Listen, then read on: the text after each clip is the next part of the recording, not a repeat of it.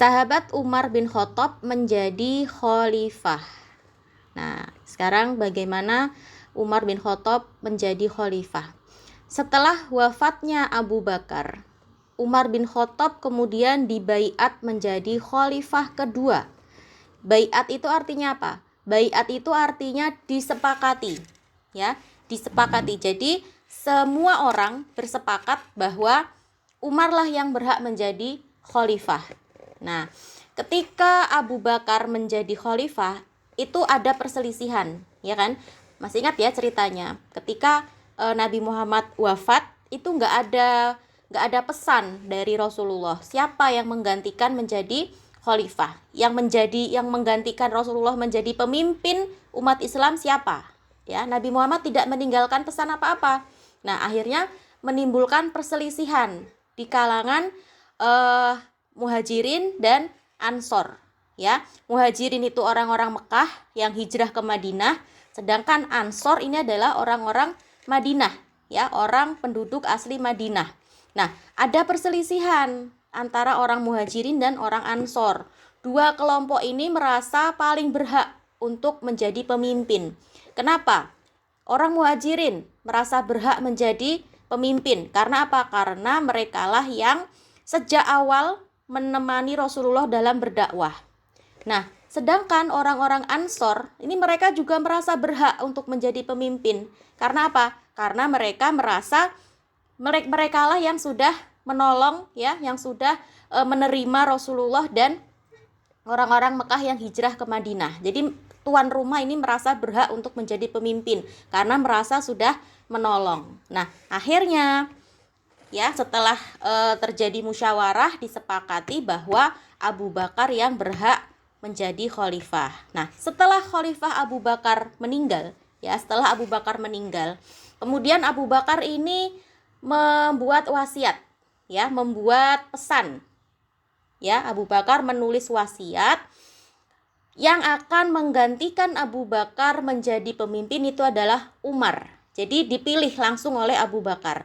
Keputusan ini dikeluarkan setelah Abu Bakar berdiskusi atau bermusyawarah dengan beberapa sahabat senior seperti Abdurrahman bin Auf, Utsman bin Affan, Ali bin Abi Thalib, dan lain-lain. Jadi Abu Bakar ini sudah bermusyawarah dengan beberapa orang sahabat yang dekat dengan Nabi, ya, siapa yang akan menggantikan Abu Bakar ketika nanti Abu Bakar meninggal. Ya, akhirnya disetujuilah Umar yang akan menjadi pengganti.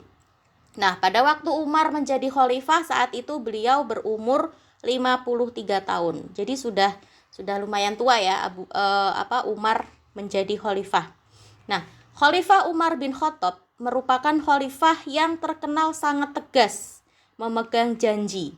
Beliau orang yang sangat disiplin, sederhana, dan mempunyai keberanian yang luar biasa dalam membela kebenaran dan menumpas kebatilan.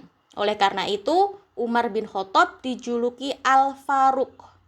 Artinya apa? Artinya pembeda. Al-Faruq itu artinya pembeda. Kenapa disebut Al-Faruq? Karena Umar itu sangat tegas membedakan mana yang baik dan mana yang salah. Ya, Umar itu tegas, orang yang tegas dalam membedakan kamu benar, kamu salah. Nah, gitu ya. Bisa membedakan antara yang benar dan yang salah. Umar bin Khattab menjabat khalifah selama 10 tahun. Dalam rentang waktu 10 tahun ini, Umar banyak berjasa dalam menyebarkan Islam ke luar Jazirah Arab. Jadi pada masa pemerintahan Umar selama 10 tahun ini Islam menyebar sangat luas, ya. Sampai kemana? Ke Mesir, ke Persia, ya. Persia itu berarti daerah Irak, Iran dan sebagainya itu, ke Syam. Syam itu daerah Palestina, Lebanon, Syria, ya. Jadi Islam menyebar dengan sangat luas, ya. Wilayah Islam semakin besar.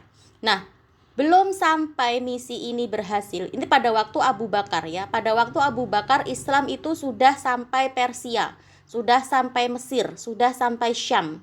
Nah, kemudian ketika Abu Bakar wafat, penyebaran Islam ini dilanjutkan oleh Umar bin Khattab. Nah, Setelah wilayah Islam menjadi sangat luas, ada masalah yang muncul, ya. Bagaimana mengatur dan mengendalikan wilayah Islam ini, ya kan? Kan Islam sudah semakin luas ya, sudah menyebar ke berbagai wilayah di luar Arab. Nah, terus bagaimana caranya mengatur orang-orang di luar Arab tadi itu? Nah, oleh karena itu Umar berusaha untuk membuat peraturan, ya. Untuk apa? Untuk menertibkan pemerintahan Islam. Apa yang ditempuh ya oleh Umar? Yang pertama, beliau mengatur wilayah, ya. Untuk mengatur wilayah Islam yang luas sekali tadi itu, Umar membagi wilayah Islam ini menjadi 8 provinsi. Nah, jadi mulai dibentuk provinsi seperti di Indonesia ya. Indonesia kan sangat luas sekali. Kemudian dibagi-bagi menjadi provinsi, ya. Ada Mekah, kemudian Syam, Basroh, Kufah, Mesir, dan Palestina. Ya, Madinah juga.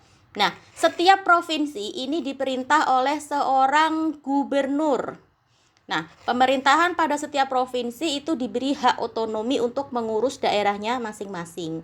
Jadi seperti Indonesia, karena wilayahnya sangat luas sekali. Di Jepang juga ya, karena wilayahnya sangat luas sekali, akhirnya dibagi-bagi menjadi provinsi-provinsi. Nah, masing-masing provinsi itu diperintah oleh seorang gubernur, ada pemerintahnya sendiri.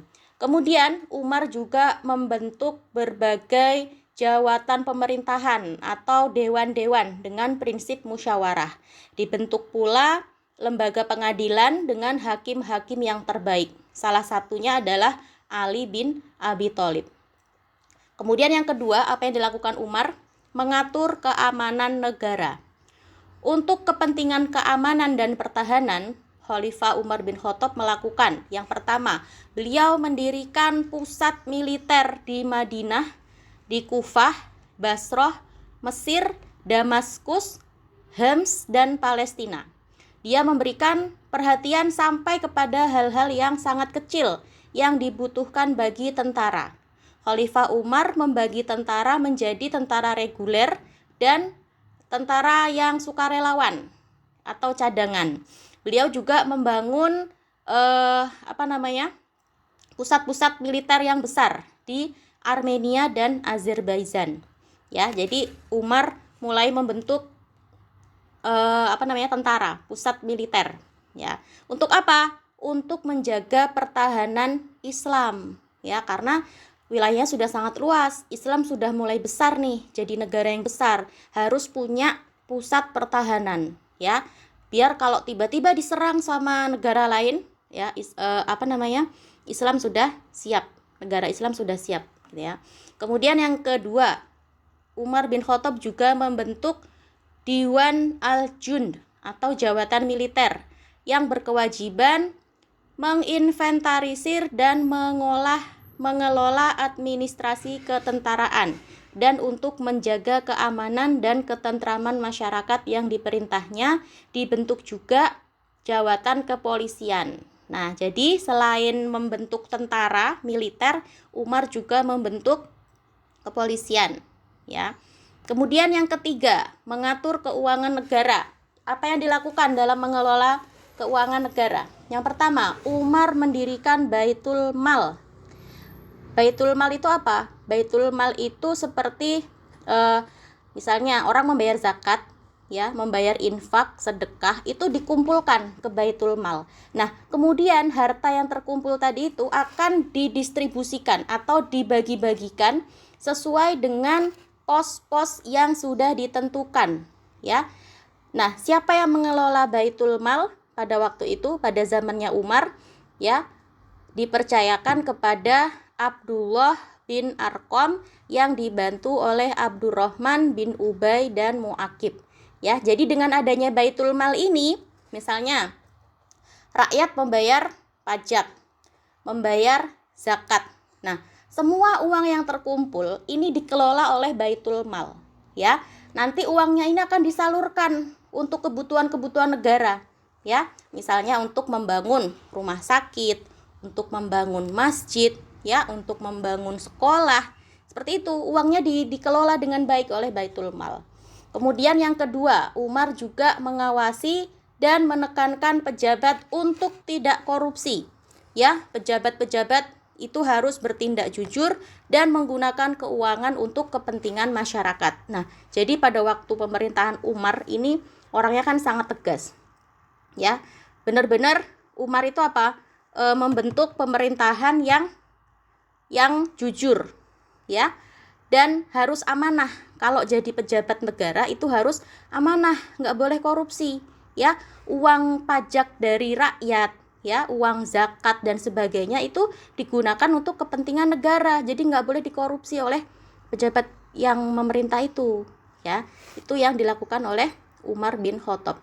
Kemudian Umar juga pada waktu pemerintahan Umar mulai dicetak mata uang, ya. Jadi mulai ada uang, ya, mencetak uang dan mengatur gaji tentara secara profesional sesuai tugasnya. Di samping itu juga memberikan tunjangan kepada rakyat, pejabat, dan para tokoh pejuang. Meski demikian, untuk dirinya sendiri, Khalifah Umar hidup dengan sangat sederhana. Bahkan di rumahnya, ya, padahal Umar ini seorang presiden, ya, tapi di rumahnya dia hanya punya satu baju dan satu jaket atau mantel, ya, serta Umar itu tidurnya di atas pelepah kurma. Ya, bayangkan presiden ini, ya, yang memimpin negara Islam yang sangat besar, tapi di rumahnya dia tidur di atas pelepah kurma, nggak punya kasur, ya, bajunya cuma satu, jaketnya cuma satu. Jadi sangat sederhana Umar itu, padahal dia adalah seorang presiden. Nah, bayangkan zaman sekarang apa ada presiden yang seperti itu? Gak ada, ya kan? Gak ada presiden yang mau hidup susah seperti itu, ya kan? Kemudian yang dilakukan oleh Umar apa lagi? Mengatur sosial kemasyarakatan. Yang pertama, beliau melindungi orang-orang non-muslim dan menghormati mereka dalam beragama. Ya, jadi orang-orang Nasrani dan orang-orang Yahudi yang hidup di wilayah Islam itu mereka dibolehkan untuk beragama sesuai keyakinan mereka. Jadi mereka tidak dipaksa untuk masuk Islam, ya. Mereka bisa tetap beribadah dengan aman. Tapi apa? Mereka wajib membayar jizyah atau membayar pajak. Jadi orang Islam dan orang yang non-Islam mereka bisa hidup berdampingan dengan rukun. Kemudian Umar juga membentuk kantor pos, ya. Untuk apa? Untuk keperluan surat menyurat. Nah, kemudian Umar juga membentuk kalender hijriyah, menciptakan hisbah atau pengawasan terhadap pasar dan mengontrol timbangan. Kemudian Umar juga mengatur kebersihan jalan dan lingkungan. Jadi luar biasa sekali. Pada zaman Umar bin Khattab ini Islam sudah menjadi sebuah negara yang teratur, sudah tertata, ya. Sudah punya tentara, punya kepolisian, ya, punya lembaga keuangan, ada menteri keuangannya, ya. Sudah ada apa lagi? Ada kantor pos. Ada kantor pos, ya, untuk keperluan surat menyurat, sudah membuat kalender hijriyah, ya. Bahkan kebersihan pun sudah diatur. Ada yang mengawasi, ya. Kemudian apalagi yang dilakukan oleh Umar? Mengembangkan ilmu dan kebudayaan dengan cara mengembangkan pusat-pusat keilmuan, ya. Nah, pada waktu Umar menjabat sebagai khalifah itu, ya, ulama-ulama Islam itu mereka hijrah ke kota-kota yang berbeda. Nah, ada yang ke Basrah, ada yang ke Syam, ke Hijaz, ke Kufah. Nah, itu adalah pusat-pusat ilmu pengetahuan di situ. Kemudian juga dikembangkan seni bangunan, baik itu bangunan sipil maupun bangunan agama, ya, seperti masjid dan sebagainya, ataupun juga bangunan militer dikembangkan pada waktu Umar itu. Khalifah Umar memegang janjinya dengan teguh, ya. Karenanya Khalifah Umar itu memerintah dengan tegas, adil, jujur, disiplin, dan penuh cinta kasih. Oleh karena itu masyarakat Islam banyak yang memperoleh kemajuan di berbagai bidang. Nah, hal ini menyebabkan musuh-musuh Islam sangat membenci khalifah, khususnya bagi orang Persia dan orang Yahudi, ya. Jadi sejak zaman dulu orang-orang Yahudi itu sudah benci sekali dengan Islam. Karena apa? Karena melihat Islam itu sedemikian maju. Nah, orang-orang Yahudi dan orang-orang Persia tadi itu mereka mengatur rencana jahat untuk apa? Membunuh Umar, ya. Nah, mereka memerintahkan Abu Lu'lu'ah, orang Yahudi ya. Abu Lu'lu'ah berhasil menyusup masuk ke dalam masjid dan mendekati Khalifah Umar yang sedang melaksanakan sholat subuh. Ya, kemudian apa yang dilakukan oleh Abu Lu'lu'ah tadi itu? Ditusuk. Jadi Umar ini meninggal karena dibunuh. Nah, oleh orang Yahudi. Beliau meninggal pada usia 63 tahun. Begitu. Jadi Umar bin Khattab ya, karena pemerintahannya sangat maju ya, banyak orang yang nggak suka terhadap Umar. Akhirnya orang Yahudi mengutus yang bernama Abu Lu'lu'ah untuk membunuh Umar ya. Ketika sholat subuh Abu Lu'lu'ah tadi itu menyusup ke masjid, pura-pura ikut sholat, kemudian ditusuk Umarnya, dibunuh. Nah, itu tadi akhir kepemimpinan Umar bin Khattab. Gitu ya. Oke, sudah selesai pelajaran kita untuk hari ini. Insya Allah besok kita lanjutkan lagi ya.